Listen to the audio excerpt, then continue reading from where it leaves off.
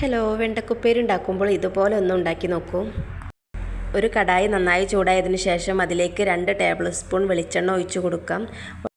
വെളിച്ചെണ്ണ നന്നായി ചൂടായതിന് ശേഷം അതിലേക്ക് 1 ടീസ്പൂൺ കടുക് ഇട്ട് കൊടുക്കാം. കടുകൊക്കെ ഒന്ന് പൊട്ടി വന്നാൽ അതിലേക്ക് 3 പച്ചമുളക് ചീന്തിയിട്ട് കൊടുക്കാം.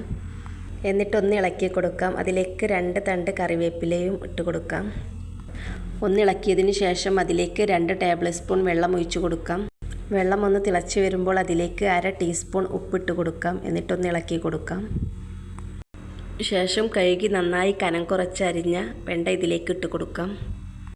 മൂക്കാത്ത വെണ്ട തന്നെ എടുക്കാൻ ശ്രദ്ധിക്കണേ. നന്നായി ഇളക്കി കൊടുത്തതിന് ശേഷം ഒന്ന് അടച്ചു വെച്ച് വേവിച്ചെടുക്കാം. മീഡിയം ഫ്ലെയിമിലിട്ട് ഒരു 5 മിനിറ്റ് ഇളക്കിക്കൊണ്ട് വേവിച്ചെടുത്താൽ മതി. അപ്പോഴേക്ക് നന്നായി വെന്ത് കിട്ടും. ശേഷം ഒരു തേങ്ങയുടെ പകുതി ചിരകി ഇതിലേക്ക് ഇട്ട് കൊടുക്കാം. എന്നിട്ട് വെണ്ടയുടെ എല്ലാ ഭാഗത്തും തേങ്ങ എത്തുന്നത് വരെ ഒന്ന് നന്നായി ഇളക്കി കൊടുക്കാം. 1 മിനിറ്റ് ഇളക്കിയതിനു ശേഷം ഗ്യാസ് ഓഫ് ചെയ്യാം. നല്ല സൂപ്പറായിട്ടുള്ള വെണ്ട ഉപ്പേരി ഇവിടെ റെഡി ആയിട്ടുണ്ട്. എല്ലാവരും ഉണ്ടാക്കി നോക്കിയിട്ട് നിങ്ങളുടെ അഭിപ്രായം കമൻ്റായിട്ട് അറിയിക്കണേ. വീഡിയോ ഇഷ്ടമായ ലൈക്കും ഷെയറും സബ്സ്ക്രൈബും ചെയ്യണേ.